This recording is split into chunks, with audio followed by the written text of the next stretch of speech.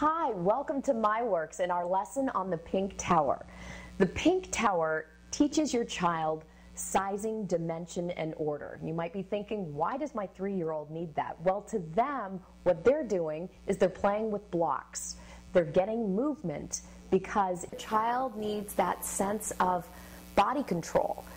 By taking one cube at a time, walking across the room and putting it on their work mat, it's teaching them body control as well as order and concentration. The pink tower also is a pre-lesson to math. It's a pre-lesson to language. And it's completely almost unconscious to the 3-year-old. They don't realize, of course, that learning to order their environment and learning to put the pink tower in order is something that they're going to need later on in math. So we'll get our work mat out first, and then I'll show you a classic presentation on the pink tower.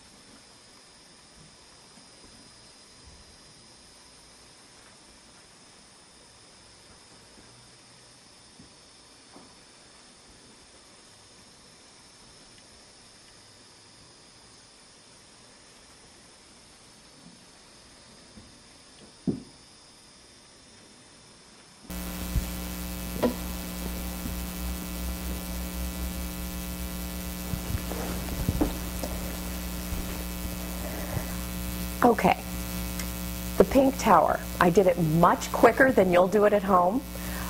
Think of it this way, you're going to get a great thigh exercise. I don't know if you heard my knees pop, but it just happens. What you're going to want to do is keep the pink tower, as I said earlier, across the room. It's a very long presentation, but really your 3-year-old is going to be completely enthralled in what mommy or daddy is doing with the pink tower. I'm going to show you a few more options that you can do if your child is still really engaged, meaning if they're still really curious about what you're doing with this pink tower, then what you can do is follow up by showing them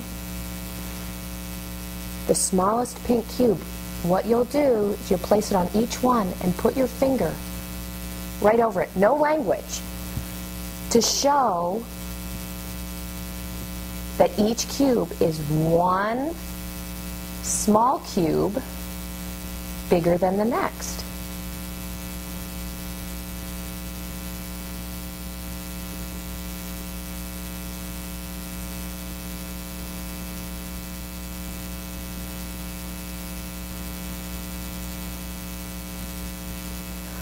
What's a lot of fun with that presentation is when we're in the classroom and you feel that nobody's paying attention to what you're doing, later on you'll see a child take out the pink tower and do that exact same thing.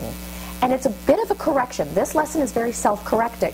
So the first time you do this with your child, or the first time you watch your child do it, if the cubes are all out of order, let it be.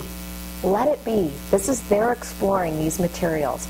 It's a self-correcting material, so eventually they're going to see the difference between the biggest and the smallest cubes, and they're going to order them perfectly. And when they do that the first time, you're going to see that look of accomplishment on their face. So now what we thought we would do for you is do a presentation with our friend Trevor. I want to show you a couple other ways, a little bit more advanced, a few more ways on how you can introduce language with this material. This is our friend Trevor, and we're going to have Trevor show you how we introduce language into the pink tower lesson. You ready, Trev? The first lesson in introducing language would be to do "This is small." This is big. Small, big.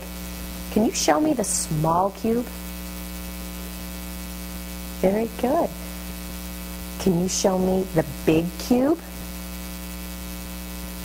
What is this? Small. What is this? Big. Very good.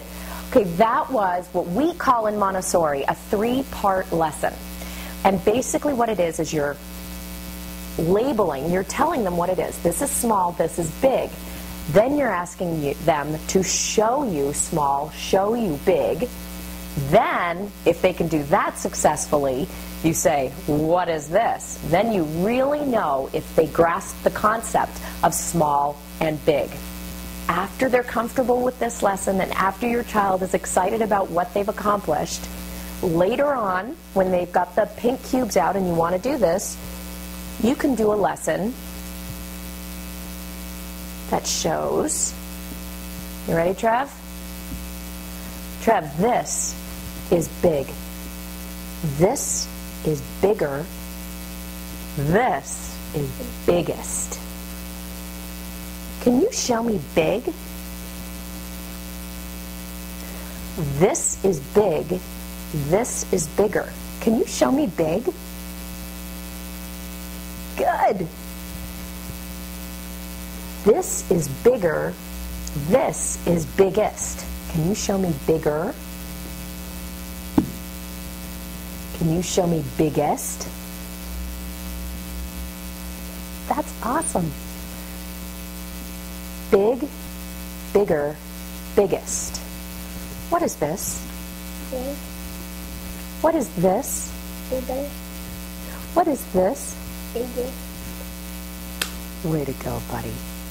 The whole purpose of doing this 3-part lesson is you want to give them that sense of confidence. So as you saw, Trevor kind of mixed it up a little bit. And instead of saying, nope, just reiterate, oh, this is big, this is bigger. Because you don't want them to feel that they failed, because they haven't. It's a learning process. So all you have to redo is the language, and then they'll get it. If they seem like they're not getting the concept, that's okay.